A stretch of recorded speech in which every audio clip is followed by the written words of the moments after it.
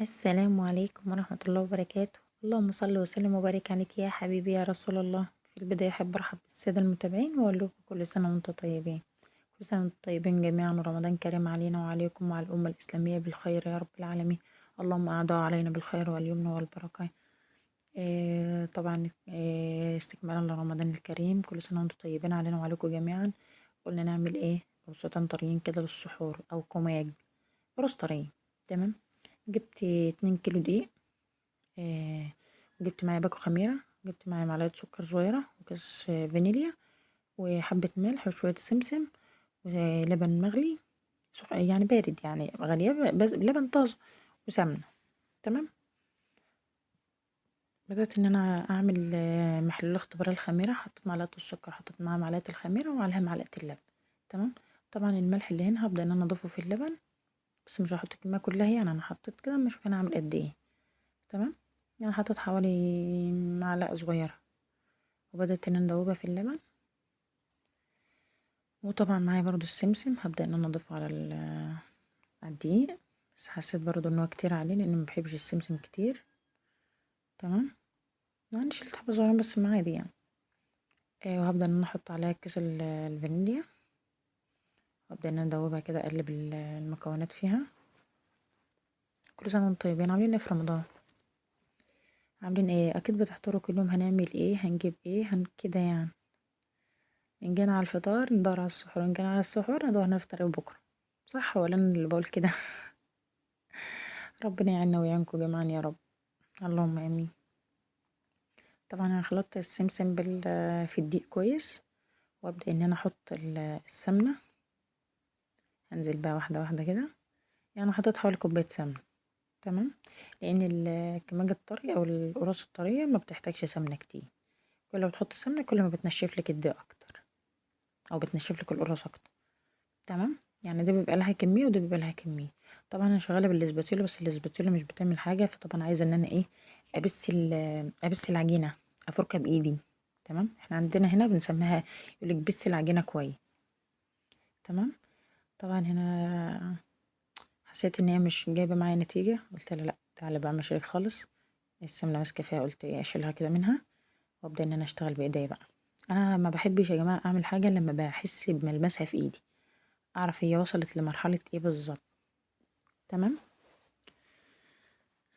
اهو بقول لكم بتتبس بالطريقه دي، تحسوا ان هي تحسوا ان بقت ريحتها زي الكحك. هبدا ان انا بسها كده. تمام. بدات ان انا اعملها خلطت دي كله بالسمنه. تمام. بعد كده بدات ان انا اجيب محلول اللي انا عملته بتاع الخميره، بضيف فيها معلقه السكر، وابدا ان انا اضيفها واحده واحده. تمام. مهم. هبدا ان انا اضيفها واحده واحده عليها، وابدا اقلبها كده، وبعد كده انزل عليها باللبن بقى لحد ما تبقى عجينه متماسكه. عاملين ايه في رمضان؟ كل سنه وانتم طيبين. مين اللي فطر بره بيته يا جماعه؟ انا لسه عن نفسي ما فطرتش بره. مين اللي فطر بره بيته؟ هي في ناس عندها طقوس كده ان هي يعني ايه بيحبوا يقضوا رمضان مع العيله ومع الحبايب والقرايب وكده وعزومات بقى وحاجات من دي. دي معلقه لبن بودر، بحب احطها للبن برضو، اللي بحب احطها للقرص، بتدي طعم حلو. زي معلقه بس، لان انا طبعا محتاجه لبن، حطيت لبن طازه، فمش محتاجه اللبن المعلب، بس انا بحب اللبن البودر في القرص، بتدي طعم حلو وبتدي لها قوام حلو، بتخليها يعني هشه كده وطعمها كويس. طبعا هنا العجينه ما شاء الله بقت متماسكه مع زي ما انتم شايفين. طبعا هنيجي بقى للتركه دي، اهم حاجه هنحط حوالي نص كوبايه زيت. تمام. نص كوبايه الزيت دي بتفرق معاكي جدا جدا في الكمام او في القرص الطري. بس مينفعش تحط الزيت وهو لسه عجين وهو لسه دقيق، لا لازم تعمليها الاول، تخلطيه زي ما انا عاملاها كده، تبقى معاكي عجينه متماسكه، وبعد كده تعملوها ايه، تعملوها تحط عليها نص كوبايه الزيت. تمام. اللهم صل وسلم وبارك عليك يا حبيبي يا رسول الله. يا ريت لو وصلنا انتوا معايا لحد هنا ما تنساش تبخلوا عليا باللايك والشير والاشتراك فضلا وليس امرا منكم، عشان القناه تكبر. ويا ربنا يسعدكم يا رب زي ما بتساعدوني، واكبر بخاطركم جميعا. كل اللي بيكبر بخاطري بكلمه حلوه وبتعليق حلو واتمنى نجاحي دايما، ربنا يا رب لي بالمثل، اللهم امين. طبعا انا خلصت الكماك بقى والقرص الطرية عجنتها وسبتها ان هي تخمر. بدأت ان انا اجهز الفطار. طبعا عندي بتنجان عروس. قلت اخلله. اعمله. هسلقه واحشيه. يبقى بتنجان مخلل يعني. تمام. قلت ان انا ابدأ الاول كده في الفطار. واسيب كده كده القرص بعملها للسحور فهعملها بعد الفطار. تمام. انا طبعا خرطت كمية. هولع عليها واسلقها. حسيت ان ده طويلة شوية قلت لا انزلها تحت عشان ما تبقاش طالعة. بدأت ان انا احطهم والله العظيم برضو يعني الحمد لله. طبعا هنا بقى بدأت اجيب ايه. هنعمل النهاردة غدا ايه بقى. هنعمل النهاردة غدا. عارفين الرنجة. الرنجة الطرية اللي بتبقى فيها البطارخ دي بتبقى طعمها حلو اوي. ايوه. بطلع الرنجة دي بشويها كده في صينية في الفرن. مش بعملها برده لا بعملها في صينية هبقى اجيب لكم الطريقة بتاعتها. بس عشان الفيديو كان طويل مرضتش ان انا اجيب لكم الطريقة ايه كلها. هبقى اجيب لكم الطريقة بتاعتها. انا بشويها في الفرن كده بالدقة والتتبيلة بتاعتها بتبقى تحفة. احلى من اللي بتتقلي على البوتاجاز يعني منها مشوية ومنها مقلية. تمام. انا طبعا جبت شوية رز ابيض. بدأت ان انا انقيه. برضو على اساس ان انا ما بحبش اولع الرز الا اذا كان حسيت ان هو تمام. وانا نقعت خضرة. تمام. بقلبها. هنا طبعا بفور الرز شايفين مهما الواحد يعمل بيحس برضه ان لسه في حاجة. دي درجة اولى او تركية من التركات المهمة في طبخ الرز ان ما ينفعش تجيب الرز كده من الكيس او من اي حاجة وتعمليه الا اذا كنت انت متأكدة من درجة نظافته 100%. تمام. بعد كده رحت ولعت عليه. هنا طبعا جبت بطاطساية عندي.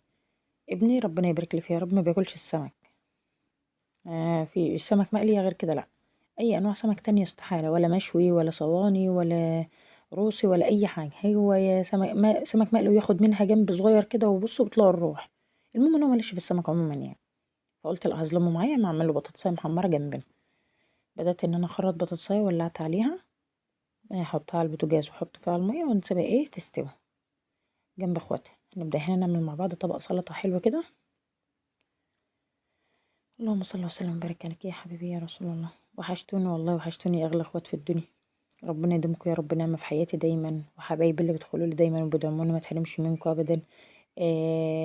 كلكم على راسي والله اللي من مصر ولا من خارج مصر. ربنا يجازيكم خير وكل اللي بيكبر بخاطر ربنا يكبر بخاطره دايما. ما انساش برضو حبايب اصحاب القنوات ربنا يبارك لي فيهم هم اللي بيشجعوني دايما وهم اللي بيدعموني. بدون روح معنوية. استمري كملي ما تقفيش ان شاء الله هتوصلي. الحمد لله. ربنا اللي على التسهيل يا رب اللهم امين. هنا طبعا انا سلقت البتنجان اتسلق معايا زي ما انتم شايفين. هبدأ ان انا جهزت له الحشو. الحشو عبارة عن توم وفلفل احمر بس. دي كانت شطة حمرا. تمام. مش اكتر من كده وخل. توم وملح وفلفل. وشوية خل وليمون هو ده حشو البتنجان. تمام. بس بيبقى طعمه حلو قوي بجد. بحب اعمله كده قبل الاكل بيبقى طعمه حلو تحط عليه الليمون قبلها يجي بساعة. تلاقيه حاجة مززة كده وطعمها حلو. طبعا عملت هنا الكمية. مكنتش مكترة يعني انا عملت على قد ما هيتاكل والله ما خلص يعني لسه من هنا برضه. تمام.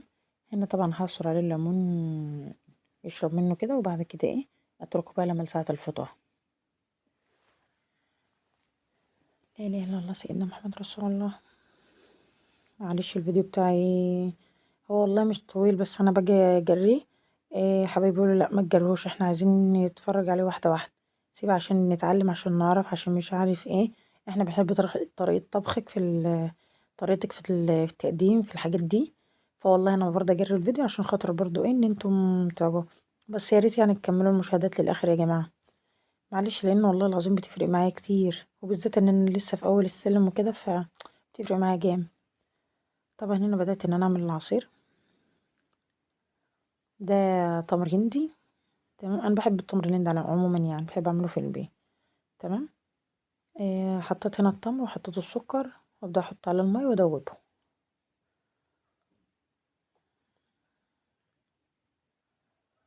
لا اله الا الله سيدنا محمد رسول الله.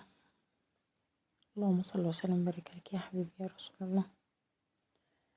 هنا طبعا جهزت الغدا. الفطار. عملت السلطه وعملت البتنجان. وجهزت الجرجير وزيتون مخلل. ايه رايكم بقى في السمك المقلي مشوي ده، هما الاتنين يعني مقلي مشوي، هو معمول في الفرن بس بالطريقة المقلية، هو مشوي في الفرن. طريقته حلوة أوي أوي، لو عايزينها برضه هابقى اعملها لكم في يوم. بجد بجد أحلى من المقلية وأحلى من المشوية. تمام. وجهزت هنا العصير وجهزنا بصل أخضر والبطاطس المحمرة. أكلة اقتصادية سهلة يعني ما فيش فيها أي حاجة، أكلة شعبية. بروح الريف الأصيلة. ايه رأيكم بقى في التحميرة بتاعته دي؟ ده واخد اللون ده من الفرن، بس بجد بجد جميل جدا جدا جدا. تعملي بقى كده، تعمليها مشوية، هي بتبقى جميلة في أي طريقة، مشوية أو مقلية. تمام. أنا عملت الاتنين في بعض، شفت اللي بقولك اتنين في واحد، هي دي بالظبط اللي أنا عملتها. تمام. دي طبعا السفرة بتاعتنا الخفيفة. كل سنة وانتم طيبين ورمضان كريم علينا وعليكم يا رب. بعد كده هنبدأ ندخل في مرحلة العجين بقى. احنا كده فطرنا خلاص الحمد لله وشلنا الغدا الفطار. بعد كده بقى لقيت العجينة ما شاء الله ما شاء الله، لقيتها بتقول لا خديني بقى. اولادي بقى بصوا فرحانين وهيصين باجواء رمضان بيحبوا هم الحاجات دي قوي. وبحب ادخلهم معايا على فكرة المطبخ، ان هم يعني ايه، احسسهم بالروح الرمضانية كده واجواء رمضان وفاهمين. ودي حاجة حلوة جدا ان انتوا تشاركوا اولادكم معاكم في كل حاجة. يعني انا لما باجي اعمل حاجات زي كده بيبقى عندهم يوم عيد، اني بعمل اني عايزين يشاركوني، عايزين يغبزوا، لا عايزين يعملوا. بقوم انا مثلا مقعدهم جنبي وادي لكل واحد حاجه كده، ايه اقول له اعمل فيها انت دي. والله بقى بوظها بخليها في ايده كده، لكن يعني إيه هما بيحبوا الاجواء دي وانا بحب ان انا مزعلهمش بجد. تمام. طبعا هنا بدأت ان انا اقطع العجين زي ما انتم شايفين كده، دي طبلية صغيرة عندي عاملاها مخصوص للخبيز، وساعات بما اني بنتغدى عليها، بس هي طبلية الخبز يعني عموما. الأغلبية يعني إن أنا بخبز عليها دايما القرص أو دايما، أو المشلتت بقى، الفطار المشلتت وحلوياته بقى والحاجات دي. تمام. أنا طبعا بدأت إن أنا أقطعها كده. العجينة ما شاء الله ما شاء الله طالعة معايا متماسكة ومظبوطة بدرجة 110%. اه والله العظيم شايفين ما شاء الله ما شاء الله، تحفة تحفة بجد بجد، يعني مش محتاجة غلبة كتير. تمام. طبعا هنا أبدأ إن أنا أفرد الكمية معايا. أنا بوريكم بس كده يعني ايه في البداية بعمل ايه. جبت صينية وبدأت ان انا ارص عليها القرص اللي انا هطلعها. خلي بالكم انا شاطرة جدا جدا في الطبخ، يعني بيرفكت درجة اولى. يعني الحمد لله الحمد لله يشهد بيا الجميع، لا الحمد لله يعني في الاكل ما شاء الله. تمام. شايفين انا عايزة كل واحد حاجة بيلعب بيها في جنب كده، ماما عايزين نعمل كور عايزين نعمل، قلت لهم ماشي خد الواحد ياخد معاه حتة يكمل بها مش هما بقى يعني مش عايزة ان انا ازعلهم برضو وكده. وفي نفس الوقت يعني ايه، كل واحد حتة صغيرة كده ايه يعملها كور يعملها بقى هو حر. وهم قاعدين هنا طبعا الكمية كلها، ودي طبعا بعد القراص ما طلعت والله عاملاها بالليل وجيت اعملها في الفرن البتاع اللمبة اتحرقت اه والله بس الحمد لله. شايفين ما شاء الله طالعة معايا اسفنجية ازاي، تحفة تحفة تحفة. شايفين جوس وطرية وجميلة جدا. يا ريت تجربوا الطريقة دي، وانا عارفة ان هي تطلع منكم احلى مني كمان. خلي بالكم يا جماعة الاضاءة هي اللي جايباها ايه، صفرة شوية. بس هي ما شاء الله ما شاء الله جميلة جدا جدا جدا. ويرصان طريين وسخنين ما بيعملوش حاجة، مش بياخدوا وقت كتير، وتغيير لأولادك وتحس كده بالبيت اللي ما فيش فيه خبز وعجن ما مش بيبقى حلو. وصلنا لآخر الفيديو، اشوفكم في فيديو آخر ان شاء الله، مع السلامة حبايبي.